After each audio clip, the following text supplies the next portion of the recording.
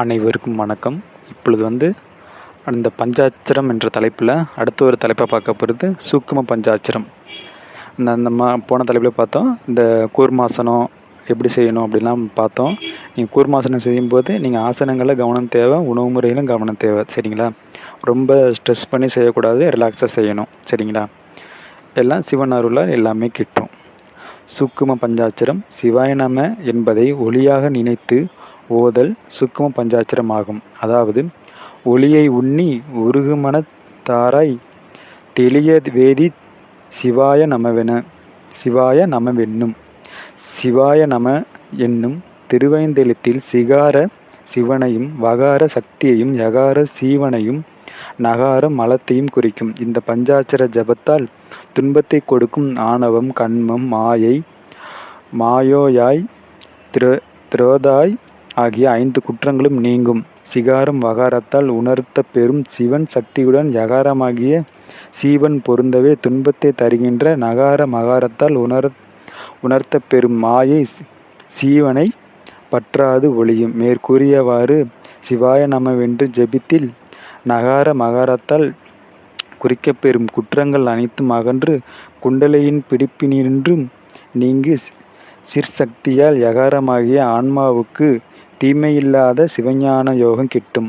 அப்போது சிவாய என்கிற ஒளியை பூசிப்பதே குற்றம் நீங்கிய உண்மை நிலையாம். இம்மந்திரம் தியானம் செய்யும் முறையை திருமூலர் அடுத்து கூறுகிறார். சிவாய நம என்ற திருவைந்தெழுத்தை ஜபிக்கும் முறை. நம என்ற எழுத்தை நாவினுள் கண்ட பிரவேசத்தில் அடக்கி சிவ என்ற நாமத்தை சிரசின் மேல் மனமண்டலத்தை நினைக்க வேண்டும். அவ்வாறு நினைத்து இருந்தால் ஆன்ம ஒளி பெருகி பிறவி நீங்கும் என்கிறார் திருமூலர் நாயனார்.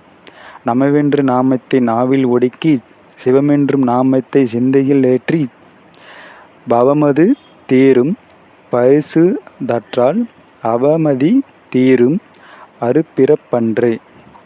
இதுதான் அந்த சூக்கும பஞ்சாட்சரம் நிலை. அடுத்து அதிசூக்கும பஞ்சாட்சரம். அடுத்து சிவாய சிவசிவ என்று அதிசூக்கும பஞ்சாட்சரம் ஆகும். அதுவே இருளை விரட்ட ஆன்ம சிவசக்தியை தாரகமாக கொண்டு அழிவற்ற நிலை பெறும். அத்தகைய ஒளியில் நினைப்பும் அற்று அடங்கி நிற்றலே அதிசூக்கும பஞ்சாட்சர தரிசனமாகும். சிவாய நமவென்று ஜபித்து எண்ணத்தை உள்ளே நிறுத்தி குற்றதலாகிய துன்பத்தை நீக்கி சிவனுக்கு அடிமையாகி சிவாய சிவசிவ என்று சிவாய சிவசிவ சிவாய சிவசிவ சிவாய சிவசிவ என்று பலமுறை சித்தத்தில் எண்ணவே துன்பங்கள் எல்லாம் நீங்கி ஆனந்தம் உண்டாகும்.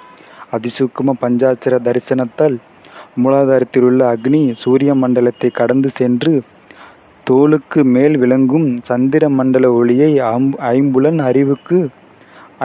அறிவுகளும் அடங்கும். இதனால் சாதகர் சிவத்தை பெரியாது இருப்பர். இதுவே இம்மந்திர சாதனையால் பெரும் யோகமாம். இத்தகைய பஞ்சாட்சர பெருமையை உணர்ந்து சாதனை செய்து சிவயோக நிலையை அடையுங்கள். இதுதான் அதிசூக்கும பஞ்சாட்சரம். அனைவரும் இதை பின்பற்றி நல்ல நிலையை அடையுமாறு கேட்டுக்கொள்கிறோம்.